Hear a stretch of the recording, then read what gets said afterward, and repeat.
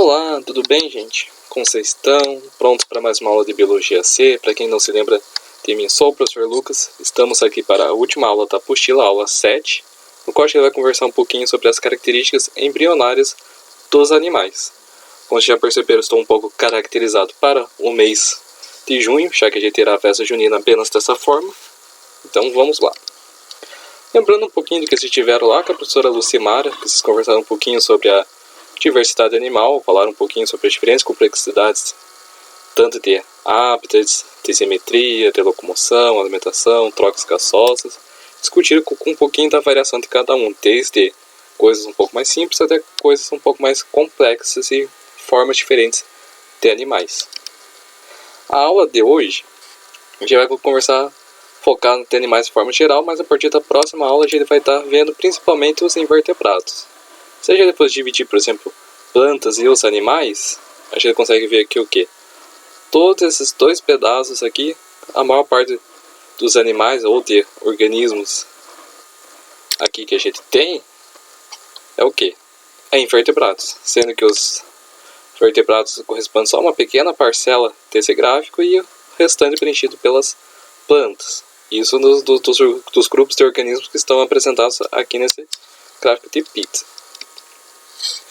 E para começar, vocês viram também lá que a professora Lucimara um pouquinho de reprodução, que tem animais que possuem reprodução assexuada, ou seja, a partir de um indivíduo, de um progenitor, eu consigo gerar outros antecedentes, e reprodução sexuada aqui precisa do que? Apresenta células germinativas diferentes que vão se fundir e gerar um cigoto. E daí a gente vai ter o que? Os animais que vão ser monóicos, normalmente hermafroditas, e dióricos, que vão ter os sexos separados e com isso produzindo indivíduos separadamente os gametas de cada um dos sexos. O desenvolvimento embrionário, que é o foco da aula de hoje, ele vai se dar após a fecundação, ou seja, a partir da união dos gametas. Uma vez que ocorreu a fecundação, eu tenho o que? A formação de um ovo ou de um cigoto, como vocês podem perceber aqui. Esse ovo e esse cigoto ele vai ser preenchido por duas estruturas, separado em duas formas. Um polo que vai ser denominado polo animal e um outro que vai ser denominado polo vegetativo. Professor, qual a diferença entre eles? O polo animal ele vai apresentar parte do seu preenchimento de citoplasma, o núcleo e a parte essencial de uma célula, sendo que o polo vegetativo vai ser composto principalmente de fitelo, de uma substância proteica que vai estar nutrindo o cigoto durante todo o desenvolvimento, no caso aqui, a partir do cigoto. E esse tipo de ovos aqui eles vão ser classificados de acordo com a quantidade de fitelo. Como assim? Em cada um desses ovos aqui, heterolécito, isocédito, telolécito, centrolécito, tem outros também além desses, e que a quantidade de fitelo vai ser diferente. Heterolécito, vou ter a distribuição de fitelo, que são esses pontinhos pretos, de forma diferenciada, enquanto isocélito, vou ter uma quantidade menor de fitelo e distribuído mais igualmente. Telolécito, então, nem se compara na quantidade de fitelo que tem. E essa quantidade de fitelo, ela vai ser variável entre os táxons. Como assim, professor? Cada grupo animal, ele vai, durante o desenvolvimento do seu cigoto, vai possuir uma quantidade diferente de fitelo. Ou seja, a diferenciação parte dos animais já vão ter características deles a partir do período embrionário. E essa quantidade de fitelo vai estar fortemente ligada com o desenvolvimento de cada um desses animais. Por quê? Porque a quantidade de fitelo vai influenciar na forma da clivagem. A clivagem nada mais é que as inúmeras divisões celulares que o embrião sofre, ou seja, a partir de uma célula grande eu vou ter várias subdivisões dessas células, não células germinativas, mas sim células somáticas. Eu vou aumentar. Mas como assim a quantidade de fitelo afeta a clivagem, professor? Quanto mais tenso, quanto maior a quantidade de fitelo, mais difícil é fazer o processo de divisão das células. Por quê? Porque o fitelo é muito tenso e isso acaba dificultando separar, fazer todo o processo de divisão que nem vocês já conheceram. Por exemplo, ovo isocédito, ou seja, uma uma quantidade de fitelo distribuída mais próxima. Eu tenho o quê? Divisões mais bonitinhas que vão correndo. Um processo de clivagem mais facilitado. Mesocélios aqui é um outro processo. Ó, eu tenho divisões mais facilitadas. Enquanto, por exemplo, na galinha aqui, ó, o processo de decrivagem ele ocorre mais de forma simplificada, mais com dificuldade. Gerando no final, essa massa de células aqui ó, não se divide completamente como ocorre em outros grupos aqui.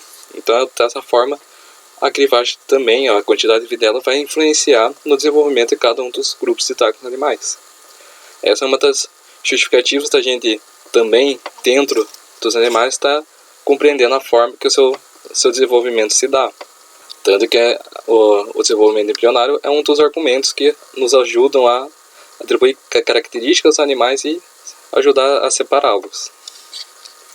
Como vocês já repararam, teve um pouco de embriologia na frente de BOA. No caso aqui, a gente está focando mais nessa diferenciação dos animais. Após os processos de crivagem lá, daquela grande quantidade de divisões celulares que a gente vai ter, a crivagem ela vai resultar numa mórula. Ou seja, a mórula nada mais vai ser que uma massa composta por células. Vai ser uma massa sólida de célula, ou uma massa de plastômeros, que seriam aquelas células menores do que da primeira célula que formou o cigoto.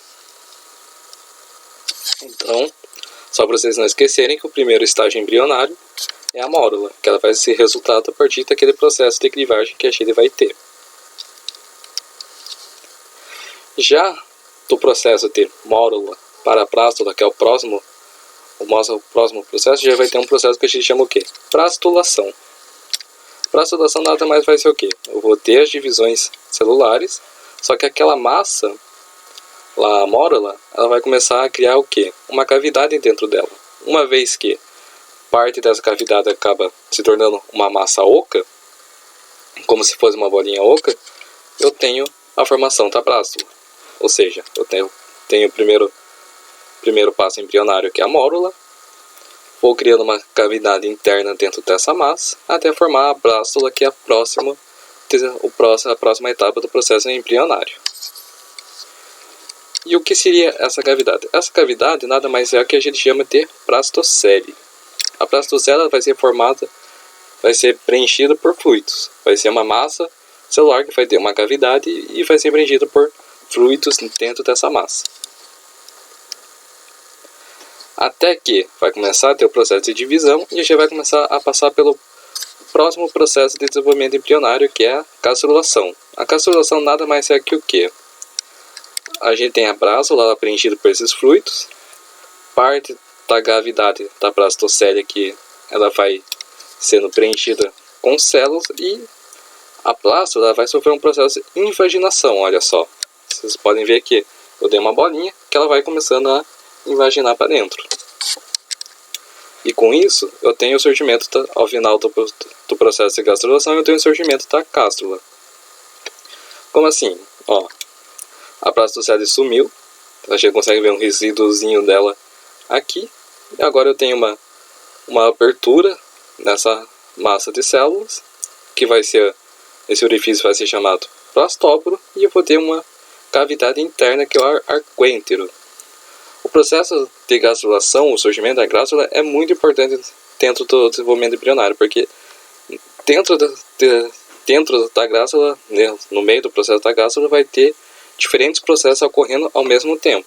Como, por exemplo, ao surgimento da gástrula, tem o surgimento e uma melhor organização em tecidos, ou seja, camadas germinativas ou folhetos embrionários, que nem a gente chama. A gente tem diferentes nomes, que no caso seria o quê? A ectoderme e a endoderme, aqui no caso do esquema.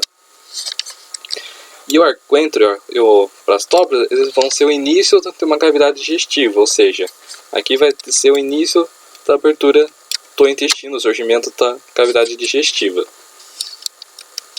Aqui só para vocês verem com mais detalhes que eu tenho o segundo processo do desenvolvimento embrionário, que é a plástula, formados aqui pelos plastômeros, uma cavidade preenchida por fluidos, e que essa bolinha, essa massa aqui com uma cavidade interna, essa cavidade vai se desfazendo e vai sofrendo um processo de invaginação. No final, formando uma abertura aqui que a gente vai chamar plastóprio, aquêntero, que vai ser o início do surgimento da cavidade digestiva, e o início de surgimento de tecidos embrionários ou de folhetos embrionários, que a gente chama. Na casa também a gente vai ver que vai ter essa modificação aqui do plastóprio vai ser importante ao longo da evolução dos animais. Por quê?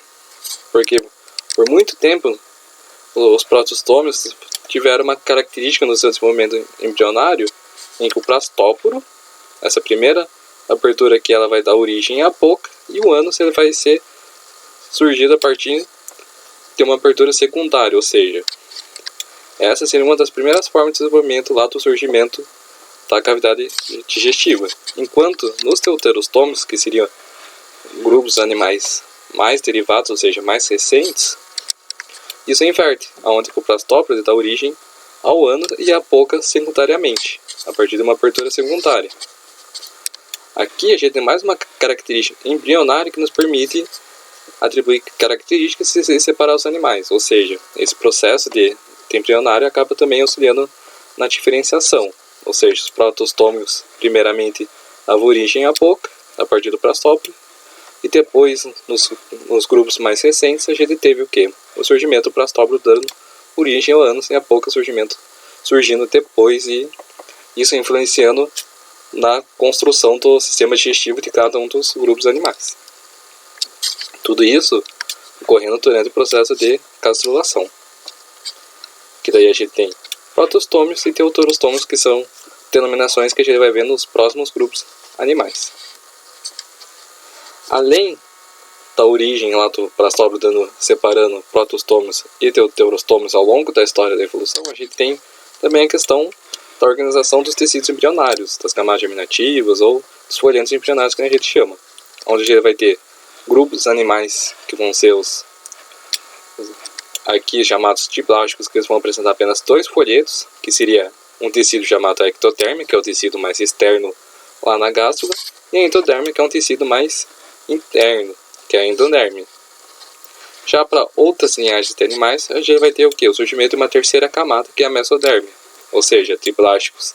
A gente tem 3 folhetos embrionários, diplásticos a gente tem 2 folhetos embrionários.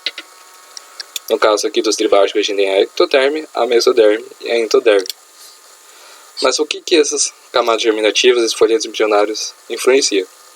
Muitos desses tecidos eles vão dar origem à parte dos sistemas que a gente conhece, a órgãos, a parte de circulação, a parte de surgimento de pele, que nem a gente pode ver aqui, ó. A partir da gastrulação a gente tem o quê? No caso aqui de um vertebrado, de um animal triplástico, a gente tem o quê? A ectoderme formando a parte externa, como o epitélio, o mesoderme influenciando no sistema digestivo, circulatório, o endoderma aqui parte da respiração e também auxiliando parte do sistema digestivo. E também na gastrulação, para grupos animais vertebrados, a gente vai ter um processo que a gente chama de neurulação, que vocês provavelmente vão ver lá na frente de BioA com Fontana, Capati ou Cocristi. Então, o surgimento dos folhetos embrionários também vai ser influenciado a partir do desenvolvimento embrionário dos animais, separando em diplásticos, que vão ser um pouco mais simplificados em termos de estrutura, e triplásticos, que quanto mais tecidos, a gente vai ter surgimento de diferentes órgãos, de diferentes sistemas baseados nesses tecidos embrionários. E também a gente vai ter o quê? Parte do surgimento lá dos tecidos embrionários, a gente vai ter a formação do celoma. O celoma é outra característica embrionária que também está presente para separar grupos de animais, que ao longo do seu desenvolvimento embrionário vai surgindo novas características. E o celoma nada mais é o que? Uma cavidade corporal. Como assim? Uma cavidade corporal é uma cavidade que a gente tem no nosso corpo, que no caso aqui, o celoma, ele é circundado, ou seja, ele é revestido a partir da mesoderme, ele vai dar origem a partir da mesoderme. E animais que apresentam um celoma verdadeiro, que a gente fala, serão os animais celomatos. Tanto que o celoma não está presente em todos. Nós temos animais acelomatos e pseudocelomatos ou plastocelomatos. Qual é a diferença entre eles? Os animais acelomatos, por exemplo, uma planária, os platiomintes, eles não vão ter essa cavidade corpórea. A gente tem o quê? Um tecido revestindo aqui um epitélio, a cavidade digestiva e uma parede preenchida por células aqui, um tecido preenchido por células. Um pseudocelomato, ele até tem uma cavidade, mas ele não vai estar revestido por uma mesoderme verdadeira. Ele vai ser simplesmente uma cavidade presente entre a endoderme e a ectoderme, como por exemplo aqui, nematelmintes. Já os animais que são celomados, a gente vai ter uma cavidade que vai ser revestida, como você pode observar, pela mesoderme mesmo, ou seja, tendo origem lá durante o surgimento do terceiro folhado embrionário. Vou ter essa abertura aqui preenchida pela mesoderme, vou ter uma outra camada endoderme aqui separando, no caso aqui mais interna, e totalmente externo ao celoma e a mesoderme, a ectoderme. Mas por que o celoma é importante para animais? A gente vai ver que o celoma ele vai influenciar muito em termos de estrutura. O surgimento de uma cavidade ele permite que se tenha uma complexidade estrutural maior. Por quê? Porque eu vou ter um espaço para o desenvolvimento de órgãos, que isso foi selecionado ao longo de muito tempo para o surgimento desses órgãos num espaço específico. E também ao longo, em diferentes grupos animais, o celoma também auxilia, por exemplo, no transporte de gases e nutrientes, quando você não se tem um sistema circulatório que faça isso, ou um sistema respiratório mais desenvolvido que faça isso. Vai estar relacionado também à sustentação, que muitas vezes animais que não possuem um esqueleto eles têm que ter uma forma de sustentação, que no caso o celoma muitas vezes vem servir como um esqueleto introstático, ou seja, um esqueleto, uma sustentação oriunda de fluidos, de líquidos presentes no corpo do animal. E também vão ter, por exemplo, os anelídeos, animais que vão ter mais de um celoma. E cada um desses celomas, desses compartimentos que vão ser desenvolvidos dentro do corpo desses animais, vão ter funções diferenciadas. Daí que a gente começa a ter também ao longo do processo evolutivo o surgimento de novos sistemas de compartimentos que vão ser especializados a funções diferentes. Então, o surgimento do celoma durante o desenvolvimento embrionário foi uma característica bastante importante em termos de atribuir características novas ao longo do processo evolutivo. E o celoma pode ter formação a partir de dois tipos. A exocelia, que seria a formação de um celoma esquizocélico, que vão estar presentes em alguns grupos de celomatos, que nada mais é o que? Durante a formação da gástula, eu tenho o que? As primeiras células da mesoderme surgindo aqui e migrando no meio da plastocele. Daí que vai dar origem aos compartimentos aqui no corpo do animal, ou seja, a endoderme, a mesoderme aqui e a ectoderme. Enquanto na formação por enterocelia, a mesoderme tem origem a partir da endoderme, ou seja, a partir de uma invaginação e diferenciação de células aqui, dando origem à mesoderme, que vai formar as cavidades e elas vão se ampliar no corpo do animal. Ou seja, até mesmo o surgimento do celoma teve variações.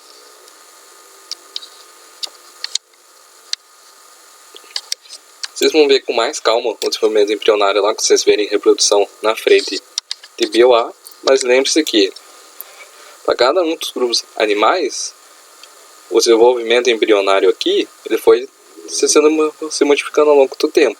E, como consequência, vai atribuindo características a cada um dos grupos animais que a gente vai discorrer ao longo do ano ainda, quando a gente for ver, por exemplo, os platiomintes, os quinidários, até chegar nos vertebrados. Olha só como que a história evolutiva baseada na embriologia vai mudando para cada um dos grupos animais. E para ver um pouquinho isso aqui na prática, não vou mostrar tudo, que senão acho que vai ficar muito tempo. Mas olha, esse aqui é o desenvolvimento de um cigoto, começou o processo de crivagem. Por exemplo, tem uma salamandra, ó, os plastófilos sendo formados a partir do processo de crivagem.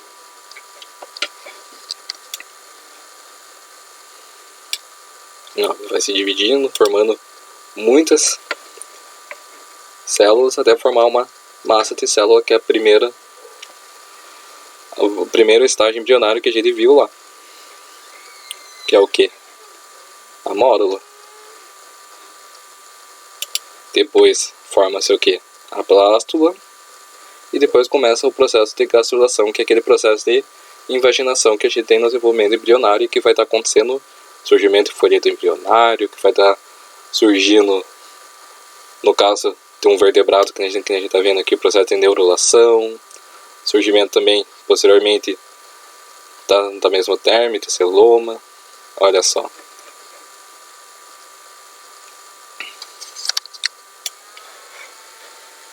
Olha como ocorre a invaginação, no caso aqui, para anfíbios.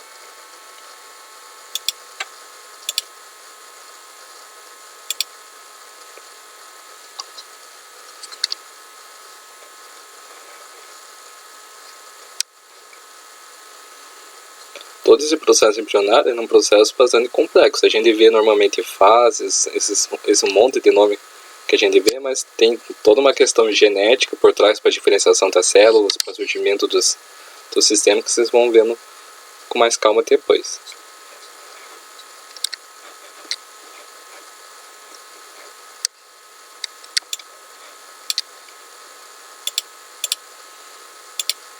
Conforme vai aumentando, a gente consegue ver a diferenciação, o cigoto começando a criar uma forma mesmo do animal.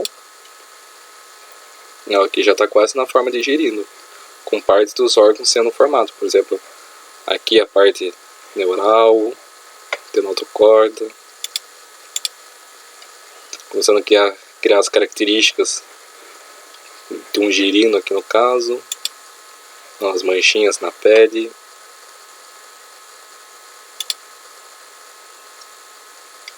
Coração batendo.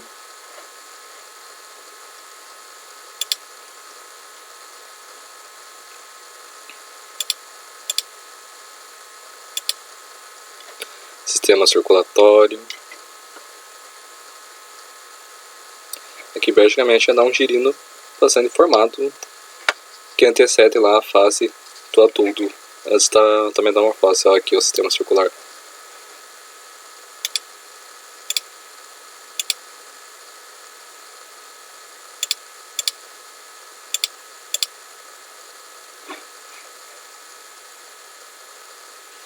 E assim ocorre, por exemplo, toda aquela fase que a gente viu lá, ocorrendo aqui no anfíbio, por exemplo. Mostrando como que ocorrem essas fases, que nem sempre é tão bonitinho que nem a gente vê nos esquemas lá. Tranquilo, gente?